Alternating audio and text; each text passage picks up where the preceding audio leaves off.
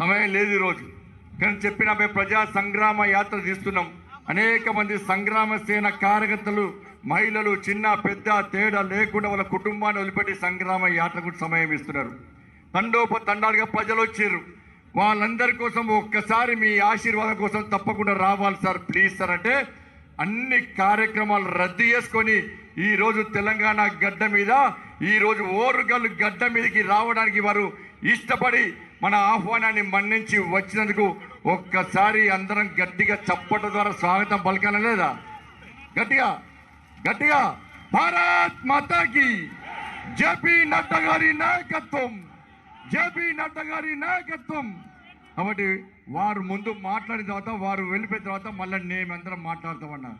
కాబట్టి వారికి హృదయపూర్వక మనందరి కరతాల ధ్వనుల మధ్య వారిని ప్రసంగించాల్సిందిగా గౌరవనీయులు పెద్దలు శ్రీ జేపీ నడ్డా గారిని ఆహ్వానిస్తున్నారు.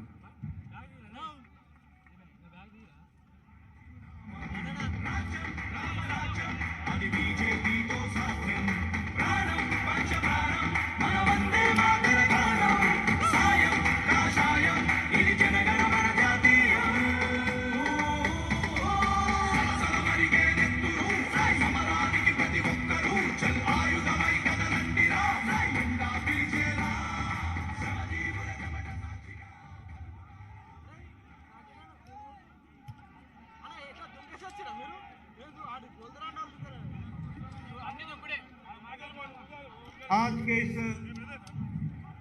विराट जनसभा में मंच पर उपस्थित भारतीय जनता पार्टी तेलंगाना के जुझारू, कर्मठ, संवेदनशील और समाज से जुड़े हुए ऐसे हमारे राज्य के अध्यक्ष सम्माननीय संजय बंटी जी,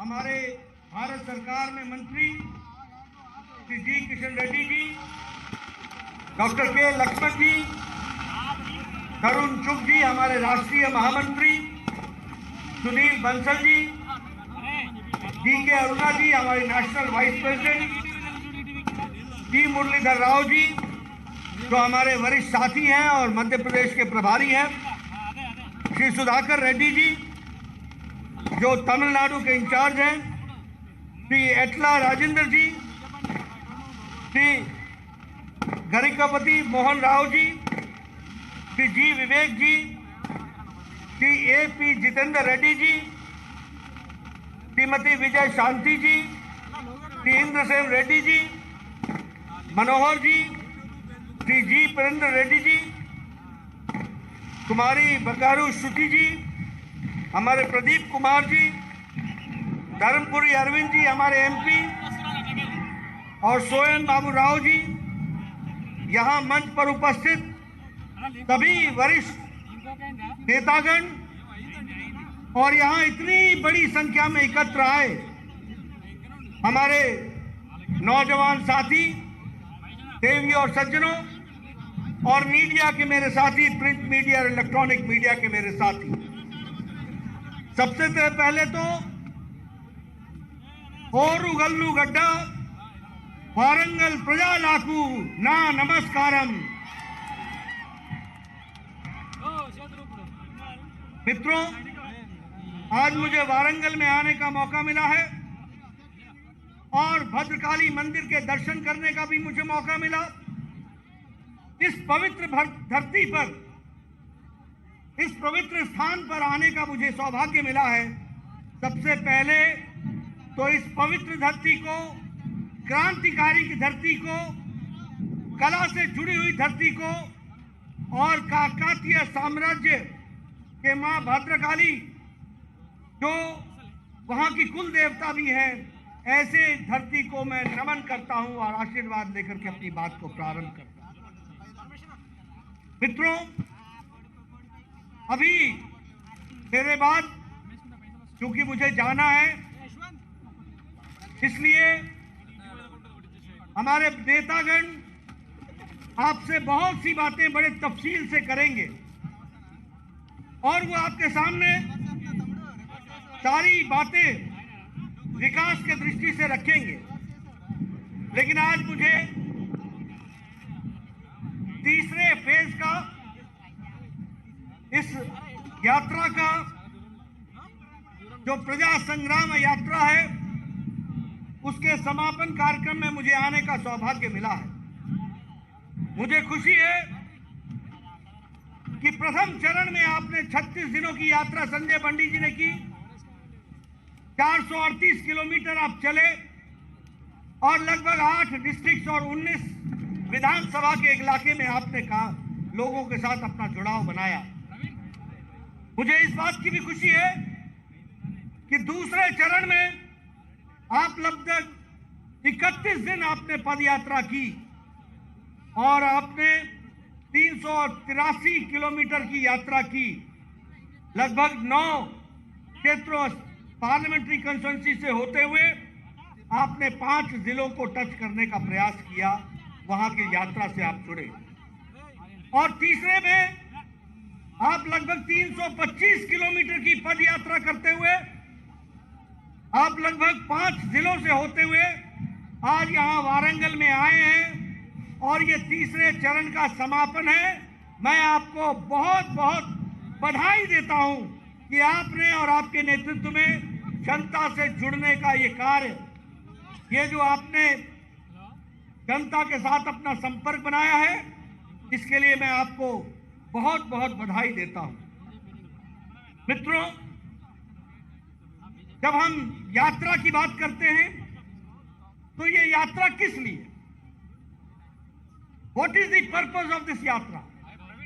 इस यात्रा का मकसद है कि जिस तरीके से टीआरएस तेलंगाना राज्य समिति और केशव चंद्रशेखर राव के नेतृत्व में तेलंगाना को एक अंधेरे में ढकेल रही है, उससे निजात दिला करके यहां फिर से उजाला हो, विकास हो, नई कहानी लिखी जाए, इस संकल्प को लेकर के हम चले। और जब हम ये कहते हैं तो सिर्फ कहने के लिए नहीं कहते। आज मैं यहां आया हूं तो मुझे पता चला कि मेरे आने के पहले इस ग्राउंड का परमिशन रोक दिया गया था, कैंसिल कर दिया गया। मुझे बताया गया कि रात के 12 बजे कोर्ट के द्वारा, न्यायालय के द्वारा हमें यहां का परमिशन मिला। मुझे बताया गया कि जब मैं एयरपोर्ट पे उतरा तो हम जरा स्वागत नहीं हो सकता है, क्योंकि धारा 144 केसीआर की सरकार ने, ये अंधेरी सरकार, ये जनता विरोधी सरकार, इस सरकार ने धारा 144 लगा दिया। जब मैं निकल रहा था तो जगह जगह पर जहां मेरा स्वागत होना था वहां भी धारा 144 लगा दी गई। मित्रों, जब मैं दूसरे चरण के भी यात्रा में आया था, जब संजय बंडी को अरेस्ट किया गया था तो मैं उनको छुड़ाने के लिए आया था, तो उस समय भी मुझे एयरपोर्ट पे कहा गया था कि कोरोना का प्रोटोकॉल के तहत हम आपको एयरपोर्ट से बाहर नहीं जाने देंगे। ये कैसा तेलंगाना राज्य बन गया है? प्रजातंत्र को ताक पर रख करके किस तरीके से केसीआर आप ये सरकार चला रहे हैं। आपको मैं बता देना चाहता हूं कि आने वाले समय में तेलंगाना की जनता आपको घर में बैठाएगी और भारतीय जनता पार्टी को आगे लेकर के आएगी, इसको समझिए। मैं एक बात और भी आपसे कहना चाहता हूं कि ये तेलंगाना जहां निजामों ने राज किया, उसके अंतिम निजाम थे जिनका नाम था नवाब मीर उस्मान अली खान। ये अंतिम तेलंगाना के नवाब रहे जिन्होंने तेलंगाना में राज किया। और इनका अंतिम फरमान क्या था? अंतिम फरमान था कस्ते निशान 53, कस्ते निशान 53। इसका मतलब था कि तेलंगाना में कोई भी जनसभा नहीं कर सकता है, कोई भी बिना परमिशन के कोई भाषण नहीं दे सकता है, कोई स्कूल नहीं खोल सकता है, कोई लाइब्रेरी नहीं खोल सकता है, कोई अखबार नहीं चला सकता है, कोई जनसभा नहीं कर सकता है। लेकिन हमारे मीर उस्मान साहब अली खान ये भूल गए कि ये फरमान उनका अंतिम फरमान था। और मैं आज के निजाम केसीआर को बताना चाहता हूं, तुम्हारा भी प्रोहिबिटरी ऑर्डर ये अंतिम फरमान होगा, इसके बाद तुम्हारी भी छुट्टी हो जाए। ये नए निजाम आ रहे हैं और नए निजाम का क्या कहना। मैं भ्रष्टाचार की बात करूं, मैं पीछे भी आया था, जहां मैं एक तरफ बताता हूं कि आदरणीय मोदी जी के राज में विकास की झड़ी लगी है, विकास का कार्यक्रम चल रहा है।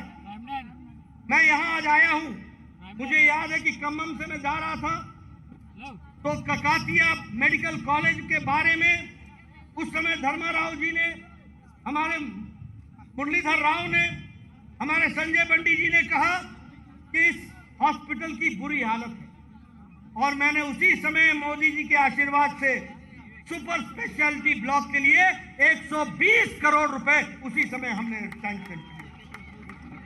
विकास की अनेकों कहानियां हैं जो मैं आपको बता सकता हूं, लेकिन चाहे वो महिला सशक्तिकरण हो मोदी जी के नेतृत्व में, चाहे ये युवा सशक्तिकरण हो, चाहे गांव का विकास हो, चाहे स्वच्छता अभियान हो, चाहे उज्ज्वला के माध्यम से महिलाओं को सशक्तिकरण की बात हो, चाहे प्रधानमंत्री गरीब कल्याण अन्न योजना हो, गरीबों के पेट में 2 वक्त की रोटी का इंतजाम हो, फिर चाहे प्रधानमंत्री किसान सम्मान निधि हो, और फिर चाहे प्रधानमंत्री किसान मानधन योजना हो। आज किसानों को ताकत देने का काम, महिलाओं को ताकत देने का काम, युवाओं को ताकत देने का काम, समाज में दलित वंचित पीड़ित को ताकत देने का काम, अगर ये काम किसी ने किया है तो भारत के यशस्वी प्रधानमंत्री श्री नरेंद्र मोदी जी ने किया है। इस बात को भी हमको याद रखना चाहिए। लेकिन जब मैं यहाँ की बात करता हूँ तो मुझे दुख भी होता है। अभी मुझे बताया गया जब 11 जिलों में फ्लड्स आए तो केंद्र ने 377 करोड़ रुपए एलोकेट किए, 377 करोड़, और 188 करोड़ रुपए उसमें से रिलीज किए। लेकिन कोई भी मदद केसीआर के द्वारा इन पैसों से जनता की नहीं की गई, उनकी अनदेखी की गई। इस बात को भी हमको जानना। मैं जब केसीआर के भ्रष्टाचार की बात करता हूं तो मुझे यह बताते हुए दुख भी होता है कि केंद्र ने सेंट्रल गवर्नमेंट की स्कीम्स में 3,982 करोड़ रुपए जल जीवन मिशन में स्टेट तेलंगाना को दिया, लेकिन अभी तक तेलंगाना का राज्य सिर्फ 200 करोड़ रुपए ही खर्च कर पाया है। ये सारे आंकड़े मैं इसलिए आपको बोल रहा हूं कि एक तरफ विकास के लिए प्रधानमंत्री जी तेलंगाना की जनता को आगे बढ़ाना चाहते हैं, वहीं केसीआर फंड्स को रिलीज नहीं कर रहे हैं, और फंड रिलीज कर रहे हैं तो डाइवर्ट कर रहे हैं, जनता को नहीं दे रहे हैं। इस बात को भी हमको याद रखना हो। मित्रों, मैं बड़े अदब के साथ बताना चाहता हूं कि हमारे नेता जहां स्कीम्स का नामकरण भी बदल रहे हैं, वहीं केंद्र सरकार का पैसा लेकर के अपने नाम पर स्कीम चलाने की कोशिश कर रहे हैं। मित्रों, मैं एक बात यहां आपसे जरूर कहना चाहता हूं कि एक बहुत स्ट्रगल के बाद तेलंगाना राज्य आया। सब लोगों ने मेहनत की थी और भारतीय जनता पार्टी वो पार्टी रही जिसने सबसे पहले तेलंगाना राज्य का समर्थन किया था और तेलंगाना राज्य को बनाने के लिए अपना योगदान किया। We were the first. Kakinada resolution, ये काकीनाडा रिजोल्यूशन उस समय हम लोगों ने किया था, और आंध्र प्रदेश के 2 हिस्से होने चाहिए, आंध्र और तेलंगाना, ये बात कही थी। लेकिन जिस तरीके से पिछले सालों में तेलंगाना को नीचे दिखाने का प्रयास केसीआर के द्वारा हुआ है, ये तेलंगाना की जनता कभी उनको माफ करने वाली नहीं है, यह भी हमको ध्यान में रखना चाहिए। अभी कई बार चर्चा होती है और मैं भी उसको चर्चा में हमेशा लाता हूं, और वो चर्चा इस बात की होती है कि हमने विकास के दृष्टि से यहां पर हर तरीके से स्कीम्स को आगे बढ़ाने का काम किया। यहां पर जो कालेश्वरम प्रोजेक्ट है, यह प्रोजेक्ट अपने आप में एक भ्रष्टाचार का पर्यायवाची बना, जहां उसमें 40,000 करोड़ रुपए खर्च होने थे, आज 1,40,000 करोड़ रुपए खर्च होने की बात है। मैं ये भी कहना चाहूंगा कि कालेश्वरम ये केसीआर का एटीएम बन गया है और ये पैसा बनाने का मशीन बन गया है, भ्रष्टाचार का अड्डा बन गया है। इस बात को भी हमको समझना। आपको याद होगा उन्होंने 2 बेडरूम हाउसेस की बात की थी, और प्रधानमंत्री आवास योजना ग्रामीण और हमारे रूरल, ये दोनों स्कीम्स, ग्रामीण का भी और शहर का भी, दोनों ही स्कीम्स को एक तरीके से ताक पर रख दिया है, उसके भी विकास को रोक दिया है। इस तरीके से यहाँ पर काम चल रहा है, जिसको हमको याद रखना चाहिए और समझना चाहिए। मित्रों, हर तरीके की बात जब मैं कहता हूं तो मैं ये भी कहूंगा कि केसीआर ने कहा था कि हम सितंबर में लिबरेशन डे मनाएंगे। आज वो भूल गए। क्यों भूल गए? क्योंकि मजलिस के कारण आज उनके दबाव में आकर के जिन रजाकारों के खिलाफ हम लोगों ने लड़ाई लड़ी, जिनके खिलाफ, निजाम के खिलाफ लड़ाई लड़ी गई, और जब लिबरेशन डे तेलंगाना की मनाने की बारी आई तो केसीआर उसको भूल गए। मैं आपको बताना चाहता हूं, आने वाले समय में आप भारतीय जनता पार्टी की सरकार लगाएंगे और लिबरेशन डे हम मनाएंगे, सरकारी तौर पर मनाएंगे। इस बात को भी हमको याद रखना। मित्रों, अगर हम विकास के दृष्टि से बात करें तो जितनी भी जिन स्कीम्स को भारतीय जनता पार्टी आगे बढ़ाना चाहती है, उसको केसीआर रोकने का प्रयास करे। आज ये लाखों करोड़ के घाटे में चलने वाला प्रदेश बन गया। जो प्रदेश विकास के लिए छलांग लगाने वाला प्रदेश था, वह आज विकास से वंचित हो गया। यहाँ भ्रष्टाचार और भ्रष्टाचार की आग यहीं तक नहीं रुकी है, भ्रष्टाचार की आवाज और उसकी सेक दिल्ली तक पहुंची है। यह भी आपको ध्यान में रखना चाहिए। हर तरीके से भ्रष्टाचार। क्या ऐसी सरकार को आप रहने देंगे? क्या ऐसी सरकार को आप रहने दिया था? आपने हुजूराबाद में हुजूर को नीचे लगाया था कि नहीं लगाया था? और राजेंद्र एटला को जिताया था कि नहीं जिताया था? अब अगली बार आपने सारे तेलंगाना में आपने इनको धमाका देना है, इनको घर बैठाना है और कमल खिलाना है। इस बात के लिए हमको काम करना है। मित्रों, आपको हमारे वरिष्ठ साथी बहुत सी बातें कहेंगे और वो डिटेल में बताएंगे। आज किसी कारणवश मुझे जाना पड़ रहा है, इसीलिए मैंने सबसे पहले आपसे बात करने की इच्छा जाहिर की और आपने मेरी इच्छा को सुना है। आपने मेरी बात को बहुत गहराई से सुना है। मैं एक ही बात कहना चाहता हूं, आप जाइए, तेलंगाना की जनता आपका इंतजार कर रही है। घर घर में कमल खिलाइए, उनको संदेश दीजिए, इस भ्रष्टाचारी तानाशाही सरकार को उखाड़ने का आह्वान कीजिए। जनता आपके साथ है। और एक बात समझ लीजिए कि ये गश्ते निशान 53, इस तरीके के ऑर्डर निकालने वाले नया निजाम, ये इसका अंतिम ऑर्डर होगा। इसके बाद ये घर बैठेंगे और आपको तेलंगाना की जनता की सेवा करने का मौका मिलेगा। इसलिए इसको आप पूरी ताकत से आगे बढ़ाएं। इतना ही कहता हुआ आप सबसे न चाहते हुए भी विदा लेता हूं। फिर आऊंगा और फिर गहराई से बात करेंगे। बहुत बहुत धन्यवाद। जय भारत, जय तेलंगाना। नड्डा गाరికి ధన్యవాదాలు।